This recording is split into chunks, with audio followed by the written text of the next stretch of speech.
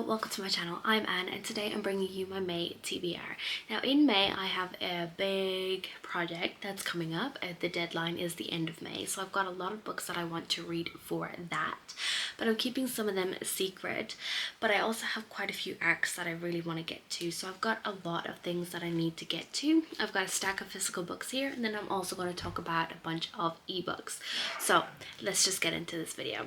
So the first book that I want to read in May is Magnolia Parks by Jessa Hastings. I've seen this all over the place. Everyone loves it. I've seen other people who really hate it, but all I know about this is about Magnolia and BJ, and they're in this toxic on again off again relationship. That's all I know. I think it's rich, they're rich, so we're following their rich people problems and them and their on again off again relationship. That's all I know about this, and this is for the vlog.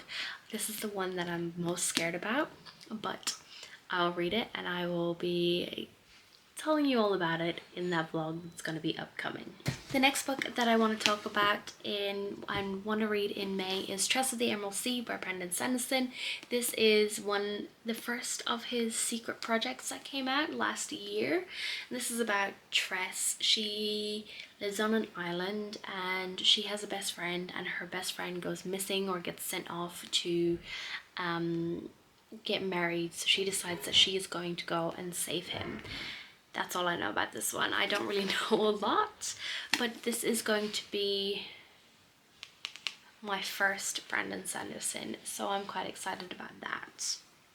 The next book that I want to read in May is Fourth Wing by Rebecca Yarros. All I know about this, again, is that we have Violet. She has been training her whole life to be part of the Scribe Quadrant, and then all of a sudden her mother has decided that she is going to be joining the Dragon Rider Quadrant.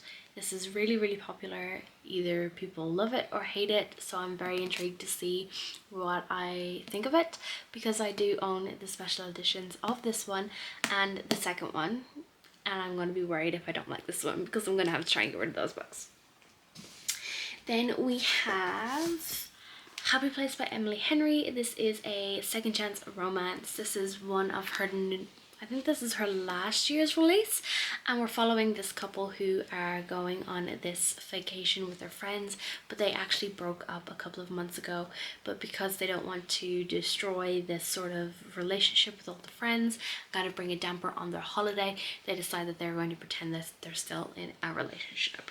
And the last physical book that I have on my TBR is A Court of Mist and Fury by Sarah J Maas. I'm currently in the middle of a reread, and I have just finished ACOTAR in the month of April, so I'm going to be jumping on to A Court of Mist and Fury so I can continue on with this series. But if you don't know what ACOTAR is, I really don't know where you've been. But in book one, we're following Feyre. She ends up killing a wolf that turns out to be a fae, and to pay for her killing this fae, she has to go to the fae world and live with Tamlin. And that's all I'm going to say. Court of Mist and Fury goes off from there, and I'm very excited to get back to this one.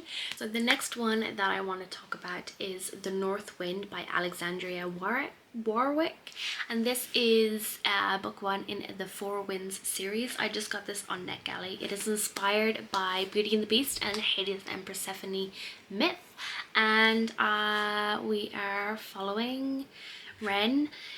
She is no stranger to suffering. Her parents are gone. It's Ren's responsibility to ensure she and her sisters survive the harsh and endless winter. But if legends are to be believed, their home may not be safe for much longer. 300 years, the land surrounding Edgewood has been encased in ice as the shade, a magical barrier that protects the townsfolk from the deadlands beyond, weakens. Only one thing can stop the shade's fall: the blood of a mortal woman bound in wedlock to the North Wind, a dangerous immortal whose heart is said to be as frigid as the land he rules, and the time has come to choose his bride. So this sounds very kind of ACOTAR-esque, Beauty and the Beast and Hades and Persephone, which I'm quite excited about. I haven't heard much about this, but I'm very excited to get to it. I really do enjoy my mythology and retellings, so yeah, I'm excited to get to this one and review it for you guys. Next arc that I received is The Fairy Throne, The Chronicles of Shael by Belle Manuel. So this is another fae romance and I'm very excited. So this is raised with her brother by a brutal fairy warrior. Lizrelli has grown bored of her small village life and bored of the small village romance she has let herself enjoy. When she breaks the law to go to Shael, the bustling fairy city full of magic, Lizrelli has to face the consequences. She must serve the fairy court and its 3 princes, one of whom is intent on tormenting her. Through her punishment, Lizzie realizes life among the fairies isn't quite so amazing as she hoped. As the dangers grow, Lizzie must learn where to place her allegiances with her brother as he fights in the human resistance or with the fairies who promise her all she's dreamed of. So this is dark fantasy, fairies, maybe a reverse harem, I'm not 100% sure, but I am intrigued and excited to get to this one. Next arc that I want to get to in May is The Treasure One by Hannah Levin. So this is a romance with a little bit of fantasy thrown in there. I think it's classed as low fantasy, but we are following our main character who's forced to choose between loyalty and love. Avery is a golden child with the ability to heal any illness or injury. She lives a sheltered life, dutifully healing hopefuls from around the globe. Although she dreams of freedom, she fears disrupting the status quo, that is, until her powers go on the fritz, threatening her health and her relationship with her government caretakers. In search of answers, Avery travels through the rift to the realm of the Fae, intimidatingly beautiful beings with powers that humans don't understand. The Prince Riel has motivations of his own when he agrees to teach her about her rare magic. But as they work together, the two are drawn to each other. This is a debut and it's kind of comped with a deal with the Elf King, the Cruel Prince, and Grace Draven's Radiance. I haven't read any of those apart from The Cruel Prince, but I am excited, very intrigued, and I love a good fairy story. If you can't tell, this whole TBR is basically fairy stories, which I'm not mad about. I'm really not mad about. The last one that I'm just going to throw on here is Violet Veins by Paige A. Cook. This is a vampire story and it's a debut from this author. As the scorned Aura Reader Scrolls department director finds herself obligated to attend the wedding of the only man she's ever loved, an alluring stranger devoid of an aura unexpectedly captures her attention. Lila has never had a one-night stand before, but she can't resist the gravitational pull Emery has on her. Maybe it's his dimples, his violet eyes, or the way he buries his fangs in her neck. When he shows up the next day at her workplace as her new employee, she realizes the gravity of the situation.